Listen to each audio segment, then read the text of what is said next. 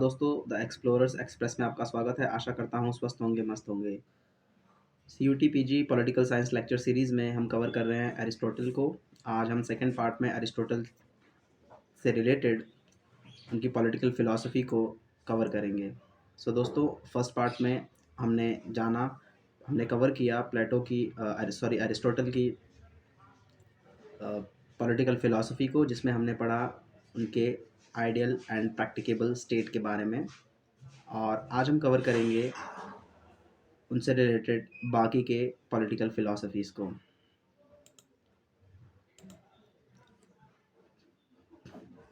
Classification of constitution और state. Aristotle के accordingly जो क्लासिफिकेशन है कॉन्स्टिट्यूशन या स्टेट का, वो किस प्रकार से होना चाहिए। उनका मानना है कि जब स्टेट में या किसी गवर्नमेंट में या किसी कॉन्स्टिट्यूशन में जो क्लासिफिकेशन होता है वो बेसिकली निम्न प्रकार से होता है। Number of person in home power is wasted वैसे लोग या जिनके पास जो है पावर दी जाएगी, जिनके पास पावर रहेगी। और ये बात करते हैं प्योर फॉर्म की और परवर्टेड फॉर्म की। अगर किसी स्टेट में कितने लोगों के द्वारा पावर जो है रिटेन की जा रही है और वो जो पावर एक्सरसाइज की जा रही है वो किस प्रकार की है, वो प्योर फॉर्म में है या परवर्टेड फॉर्म में है। अगर वो कॉमन इंटरेस्ट ऑफ पीपल, लोगों के कॉमन इंटरेस्ट को अगर वो फुलफिल कर रही है तो वो प्योर फॉर्म होगा। अगर वो private and selfish interest of ruling class को अगर फुलफिल कर रही है तो वो परवर्टेड फॉर्म होगा हमारे कॉन्स्टिट्यूशन का या स्टेट का। तो इस प्रकार से वो बताते हैं कि अगर किसी स्टेट में अगर पावर किसी एक के पास है, पावर केवल कोई एक के पास है और वो जो है लोगों के कॉमन इंटरेस्ट को फुलफिल कर रहा है तो वो मोनार्की के अंतर्गत आएगा। अगर मोनार्की में अगर जो वन पर्सन है, सिंगल पर्सन है, अगर वो प्राइवेट या सेल्फिश इंटरेस्ट को फुलफिल कर रहा है तो वो टायरेनी होगी। कुछ लोगों के द्वारा फ्यू प्रिविलेज्ड क्लास, ऐसे कुछ लोग जिनके द्वारा पावर रिटेन की जाती है उसको हम क्या कह लेते हैं, एरिस्टोक्रेसी, जो एक प्योर फॉर्म है। और ये इसका परवर्टेड फॉर्म है ऑलिगार्की। अगर वो प्राइवेट और सेल्फिश इंटरेस्ट को फुलफिल कर रही है रूलिंग क्लास तो वो ऑलिगार्की हो जाएगी। अगर वो कॉमन इंटरेस्ट को फुलफिल कर रही है पीपल के तो वो क्या होगी, एरिस्टोक्रेसी होगी। और बहुत से लोगों के द्वारा अगर पावर को रिटेन किया जा रहा है किसी स्टेट में तो उसका जो प्योर फॉर्म होगा वो पॉलिटी होगा और इसका परवर्टेड फॉर्म क्या होगा, डेमोक्रेसी होगा। तो इस प्रकार से एरिस्टोटल के अकॉर्डिंग जो क्लासिफिकेशन है कॉन्स्टिट्यूशन या स्टेट का, निम्न प्रकार से उन्होंने बताया है। उन्होंने बताया कि polity is the best and the most practicable form of the government. तो पॉलिटी को बताते हैं कि most practicable and the best form of the government. तो गवर्नमेंट का सबसे बेस्ट और प्रैक्टिकेबल फॉर्म वो पॉलिटी होता है, जिसको वो लॉ के बेस पे क्या करते हैं, कॉमन गुड को इंश्योर करने के लिए लॉ को इन्वॉल्व करते हैं। According to Aristotle, no form of government और द कॉन्स्टिट्यूशन इज परमानेंट। कहते हैं कि कोई भी फॉर्म जो होता है गवर्नमेंट का या कॉन्स्टिट्यूशन का वो परमानेंट नहीं होता है। Of ever lasting and different form of government keep on changing. वो लगातार क्या होता है, परिवर्तित होता रहता है, लगातार उसमें परिवर्तन होता है। इस प्रकार से अरिस्टोटल ने एक साइकिल ऑफ चेंज दिया है। उन्होंने बताया है कि अगर मोनार्की है तो मोनार्की किस में कन्वर्ट होगी, टायरेनी में, टायनरी कन्वर्ट हो जाएगी अरिस्टोक्रेसी में, अरिस्टोक्रेसी ऑलिगार्की में, ऑलिगार्की पॉलिटी में और पॉलिटी डेमोक्रेसी में और फिर डेमोक्रेसी मोनार्की में। इस प्रकार से ये जो साइकिल है वो लगातार चलती रहेगी।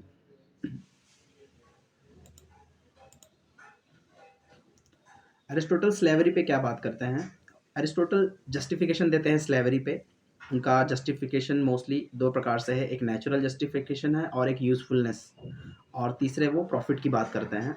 तो जस्टिफिकेशन ऑफ स्लेवरी में वो मोस्टली तीन बातों को बताते हैं। Justified the institution of slavery and considered it essential for the proper functioning of the family and the society। बताते हैं कि जो इंस्टीट्यूशन है स्लेवरी का, उसको जस्टिफाई करते हैं और कहते हैं कि फैमिली और सोसाइटी के प्रॉपर फंक्शनिंग के लिए इस इंस्टीट्यूशन का बहुत महत्व है। नेचुरल जस्टिफिकेशन वो इस प्रकार से देते हैं। नेचुरल जस्टिफिकेशन में कहते हैं कि Aristotle disallowed the view of the radical sophist.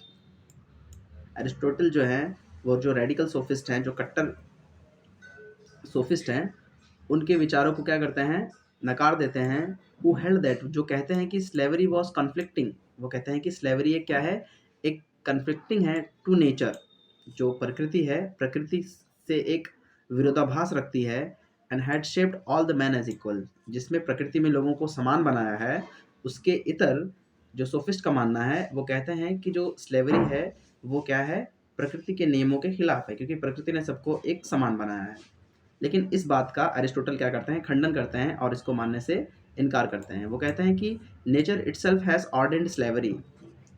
कहते हैं कि नेचर ने खुद से, नेचर ने क्या किया है, स्लेवरी को ऑर्डेंड किया है, इसको बनाया है। और वो कहते हैं कि nature indoors different persons with the different qualities. Nature जो है डिफरेंट लोगों को डिफरेंट क्वालिटीज़ क्या करता है, प्रोवाइड करता है। And ordains that the inferior should be subordinate to the inferior should be subordinate to the inferior, inferior should be subordinate to superior, sorry यहाँ पे superior कर लीजिएगा, inferior नहीं, यहाँ पे superior होगा। तो इट मीन्स कि जो नेचर है वो क्या करता है, खुद ही बरकरार कर रखता है किसकी, स्लेवरी के रूल को। और वो बताते हैं कि जो इन्फीरियर है वो सुपीरियर के क्या होगा, वो सबॉर्डिनेट होगा। Nature has gifted the masters with the knowledgeable strength. Nature ने क्या किया है, जो मास्टर्स हैं उनको क्या किया है, एक नॉलेजेबल स्ट्रेंथ दी है, उनको ज्ञान की शक्ति दी है। And conferred the physical gift on the slaves, और जो स्लेव्स हैं उनको क्या किया है, एक शारीरिक शक्ति प्रदान की है। It is impossible for a household to live a good life, और जो हाउस होल्ड है वो बेगर स्लेव के क्या कर सकते हैं, वो गुड लाइफ को जो है अचीव नहीं कर सकते हैं, अटेन नहीं कर सकते हैं। यूजफुलनेस की बात करते हैं। एरिस्टोटल कहते हैं कि the master should be free from material worries to concentrate on public affairs. कहते हैं कि जो मास्टर्स हैं, जब स्लेवरीज, जो स्लेव्स होते हैं, स्लेव्स मास्टर्स का हाथ बटाते हैं मटीरियल थिंग्स में, या मटीरियल जो चीज़ें हैं, मटेरियलिस्टिक चीज़ें हैं, उसमें वो हाथ बताते हैं, जिससे कि जो मास्टर है वो पब्लिक अफेयर्स में अच्छे से कंसंट्रेट कर सकता है, या अच्छे से अपना योगदान उसमें दे सकता है पब्लिक अफेयर में। Also useful to the slave because he is able to share the virtues of his master and get elevated.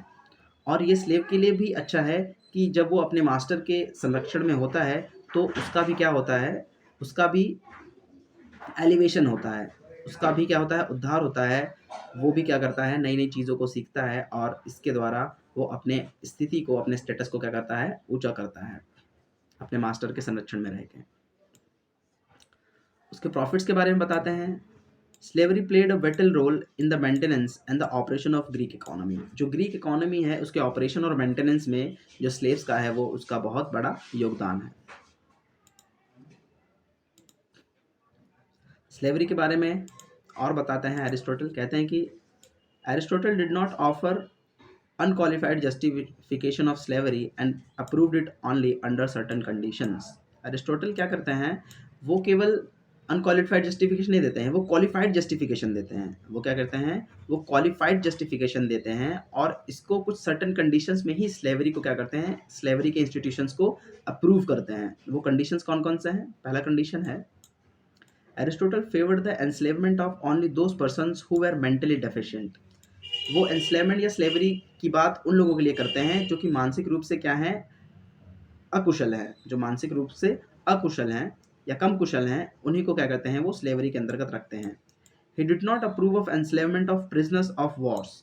वो जो प्रिजनर्स ऑफ वॉर्स, जब वॉर होती है, वॉर के बाद जो जो पार्टी हार जाती है उसमें से जो प्रिजनर्स होते हैं उनको क्या बना देते हैं, वो स्लेव्स बना देते हैं फोर्सफुली।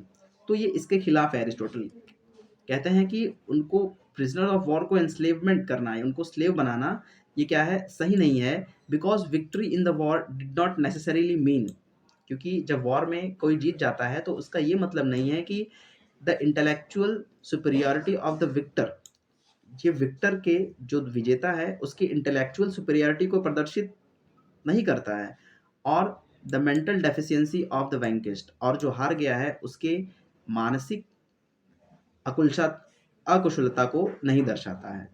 तो इस प्रकार से वो कहते हैं जो प्रिजनर्स ऑफ वॉर हैं उनको स्लेव बनाना सही नहीं है, क्योंकि ज़रूरी नहीं है कि जो वॉर में जीत गया है उसकी इंटेलेक्चुअल सुपेरियरिटी ज़्यादा है, और जो हार गया है उसकी जो मेंटल डेफिशिएंसी है, जो मानसिक अकुशलता है, वो क्या है, अकुशलता है जो हार गया है। Thus Aristotle disapproves the idea of forcible conversion of the prisoners of war as a slave। इस प्रकार से वो क्या करते हैं, जो forcible conversion है prisoners of war का as a slave, उसको क्या करते हैं, disapprove कर देते हैं। Aristotle insisted that, Aristotle कहते हैं कि masters should properly treat their slaves, जो मास्टर्स हैं उनको अपने स्लेव को प्रॉपरली ट्रीट करना चाहिए, and wanted the state to give necessary punishments, और स्टेट को क्या करना चाहिए, एक नेसेसरी पनिशमेंट देना चाहिए टू द मास्टर्स, मास्टर्स को who were cruel to their slaves, अगर वो अपने स्लेव या अपने दास के प्रति या दासी के प्रति क्या करते हैं, क्रूएलिटी से पेश आते हैं।